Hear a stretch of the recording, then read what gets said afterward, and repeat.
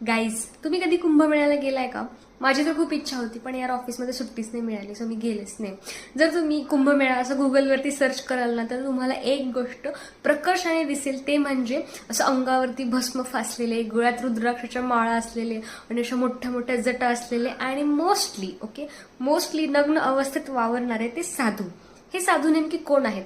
काही म्हणतात ते नागा आहेत, काही म्हणतात अघोरी आहेत. या नागा साधूंबद्दलचे एक पुस्तक मी तुम्हाला रिकमेंड करणार आहे, द नागा स्टोरी. तर मग हे नागा साधू नेमके आहेत कोण आणि ते असे निर्वस्त्र का राहतात?